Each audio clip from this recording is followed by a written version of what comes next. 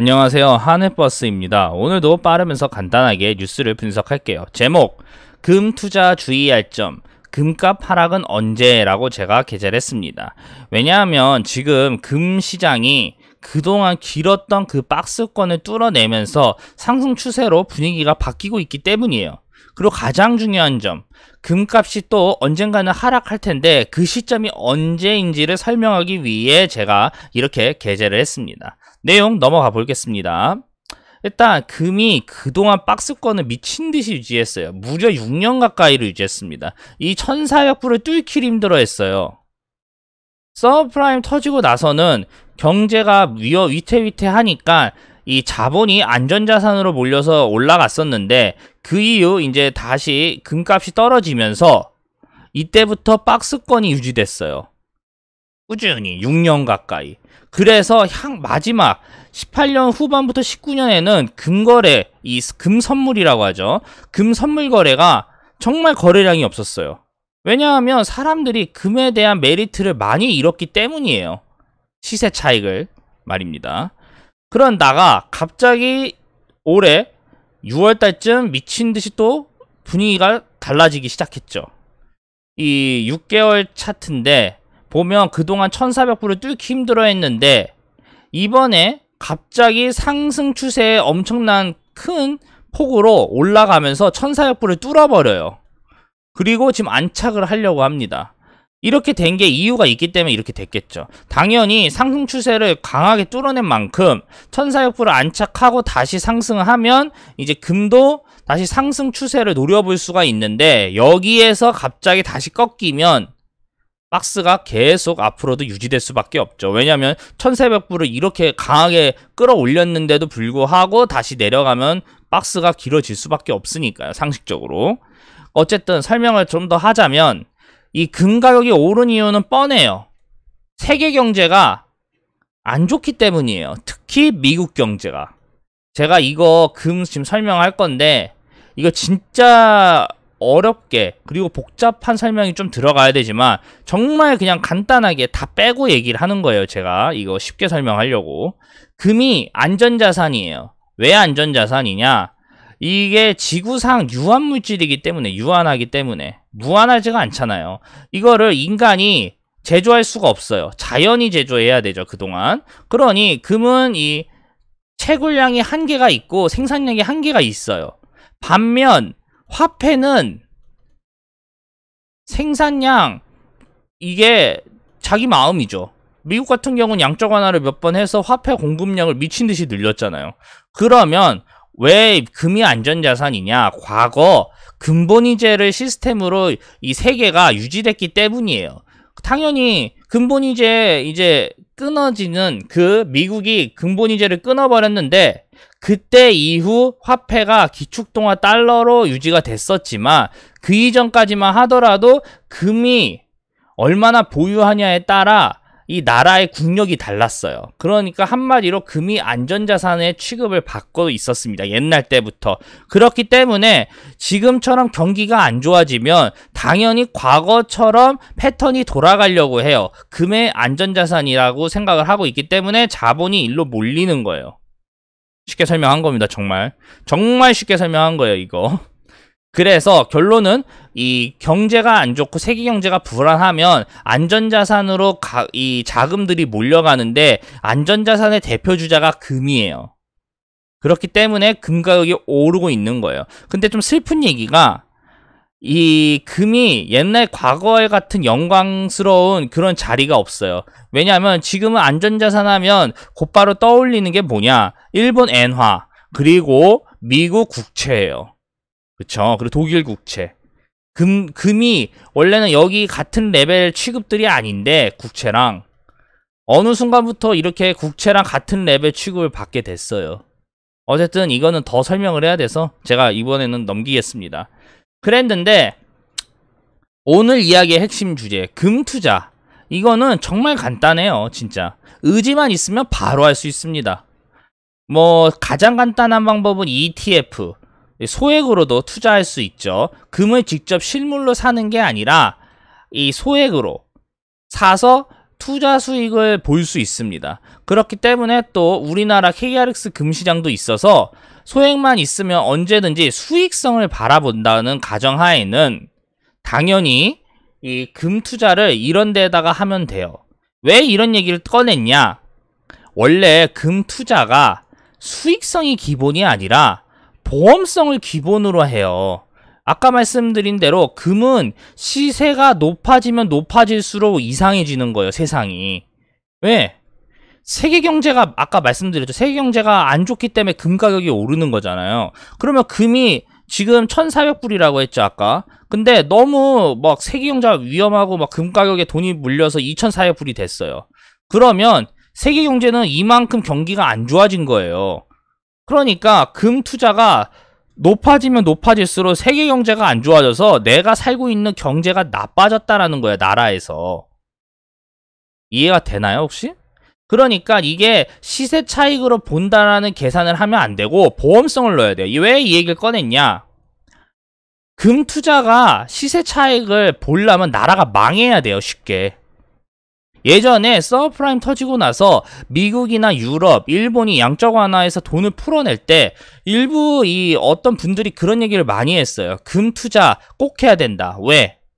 세상이 앞으로 이제 돈이 유동성이 미친 듯이 늘어나서 세상이 망할 예정이기 때문에 금 투자를 해서 내 자산 값어치를 보존해야 된다라고 얘기를 했어요. 이게 보험성이지 시세 차익으로 생각을 하면 안 된다라는 거예요. 그래서 어떻게 됐어요? 세계 경제가 뭐 7년이 지난 지금 망했어요? 안 망했어요? 안 망하니까 유튜브 작동되고 제가 이렇게 방송하고 있는 거잖아요. 그쵸? 세상 안 망했어요. 그게 쉽게 안 망해요.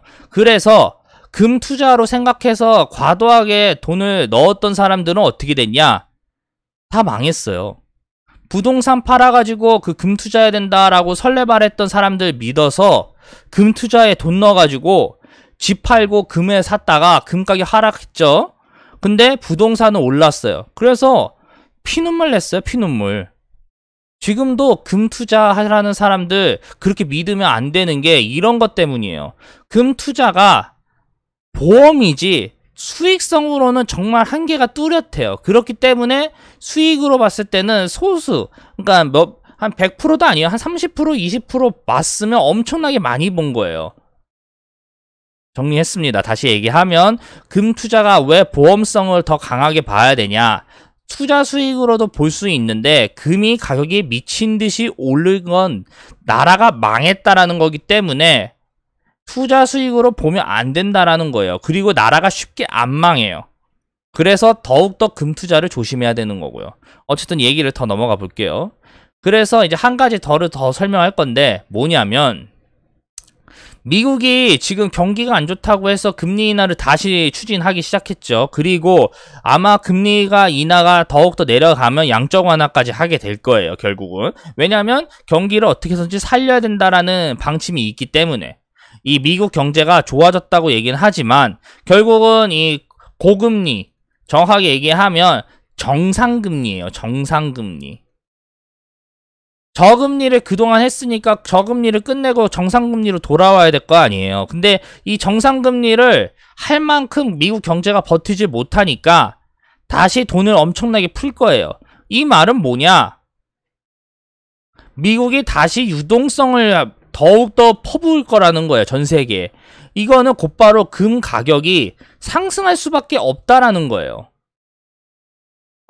뭐야, 그러면 금 사야 되는 거 아니냐? 라고 얘기를 하시는데 여기에서 함정이 하나 있습니다.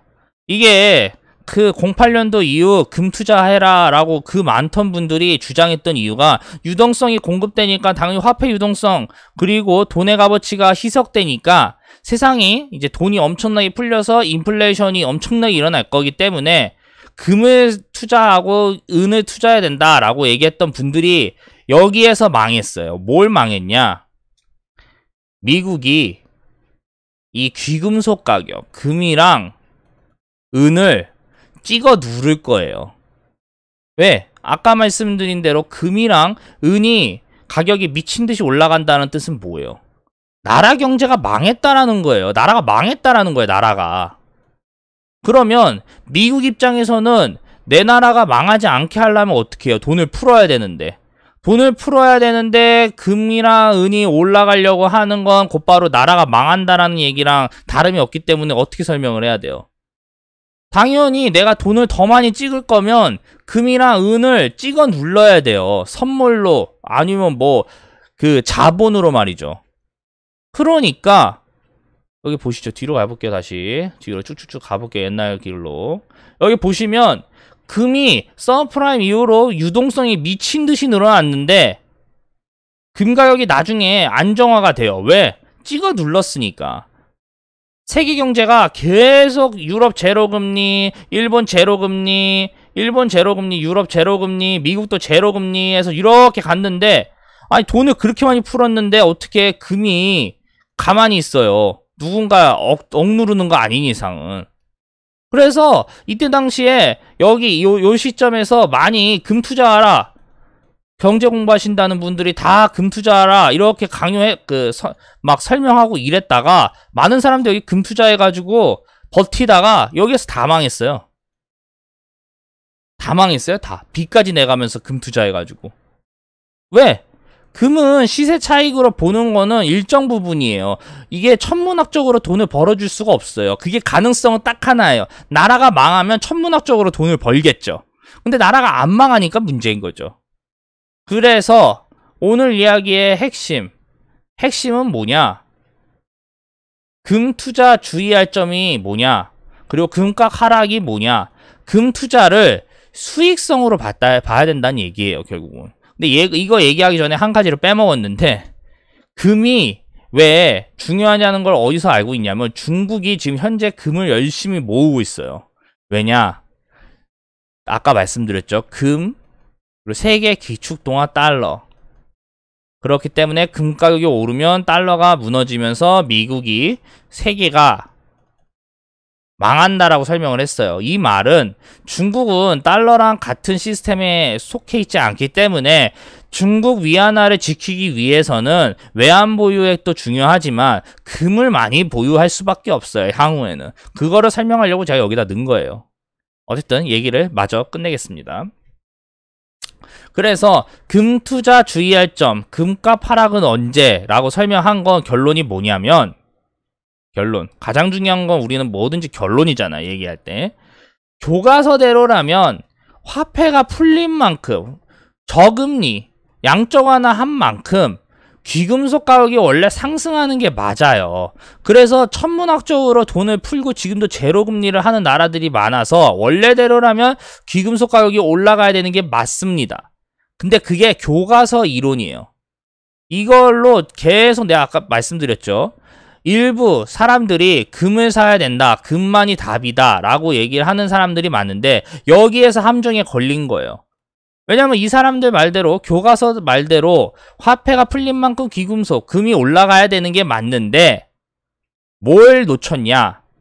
미국이 경제대국들이 이 금 가격을 찍어 누를 거라는 거를 예측을 제대로 못한 거예요. 왜냐하면 귀금속 가격이 올라간다는 뜻은 결국은 세계 경제가 망해서 이 미국, 유럽, 일본, 중국 나라들이 다 망했다라는 뜻인데 그 나라들이 그렇게 쉽게 망하나요? 안 망해요. 일개 개인이 기관도 아니고 개인이 국가한테 도전한 거랑 다름이 없는 거예요. 국가 시스템을 어떻게 개인이 뒤집습니까? 불가능한 얘기지. 그러니까 정말 잘못 생각을 하신 거죠, 이분들이. 그래서 결론은 금이 지금 앞으로 다시 상승 추세를 갈 거예요. 왜? 세계 경제가 불안하기 때문에 안전자산의 자본들이 투자 수요로 지금 베팅이 돼 있기 때문에. 그렇지만 이게 어디까지나 시세 차익으로 조금을 봐야 되는 거지. 뭐 일부 언론이나 일부 사람들이 주장하는 뭐 금으로 뭐 천문학적인 돈이나 세계가 망하기 때문에 금을 보험성으로 투자해야 된다라는 거는 조금 조심스럽다 얘기예요. 그리고 이제 금 가격이 상승 추세로 붙어도 미친 듯이 올라가면 어떤 현상이 발생되는지 알고 있기 때문에 이 미국이나 유럽이나 일본 이런 각국들이 금 가격을 억누를 수밖에 없게 될 거예요, 앞으로. 그러니까 상승 추세가 언제든지 한계가 있다라고 생각만 하시면 됩니다. 여기까지 할게요. 결국은 참 슬픈 내용이 그래서 08년도 이후에 금 투자하신 분, 은 투자하신 분 다 망했어요. 지금도 이거를 투자를 했지만 안 망한 사람은 뭐냐? 보험성으로 갖고 있는 사람이에요. 보험성으로. 쉽게 우리가 가구가 한 달 예산이 300만 원인데 300만 원에서 보험 얼마 들어요? 끼끗해야 20만 원에서 40만 원을 보험으로 한단 말이야. 한 가구에. 누가 미친 거 아닌 이상 300만 원을 다 보험으로 넣진 않잖아요. 근데 08년도, 09년도, 010년도, 10년도 이때 서브프라임 터지고 나서 돈을 미친 듯이 찍었을 때 돈이 이렇게 유동성이 공급이 되니까 결국은 나라가 망할 거다라고 이 설레발에 많은 사람들이 속아서 넘어가서 전재산 그리고 부동산까지 팔고 빚까지 얻어가면서 금이나 은을 투자한 사람들이 많아요. 그러니까 잘못된 거죠. 왜? 보험으로서 정말 소수 한 10% 5%만 금이나 은을 투자했어야 되는데 이건 잘못 생각해서 전액을 투자해 버리니까 나라가 안 망해가지고 이게 여기까지 끌고 왔을 때 어떻게 됐겠어요? 그 사람들 다 손해 엄청 봤어요. 결국은 분산 투자해서 샀다고 하면 어느 정도 손해를 메꿀 수는 있겠지만 중요한 건 기회 대비 시간을 너무 많이 날렸다는 거예요. 그때 부동산을 사든 주식을 사든 포트폴리오를 통해서 했었으면 이렇게까지 망하지 않았을 거예요. 그래서 이 부분을 매우 조심해야 된다라고 얘기를 다시 한번 한 겁니다. 여기까지 하겠습니다. 이 내용이 괜찮다고 생각이 드시면 언제든지 구독, 좋아요 버튼 부탁드리고요. 저는 매일 유튜브 업로드하니까 구독 누르시면 소식 전달될 겁니다. 그리고 이상하다, 내용이 뭔가 문제 있다 라고 생각이 드시면 언제든지 댓글 부탁드리겠습니다. 여기까지 하겠습니다. 감사합니다.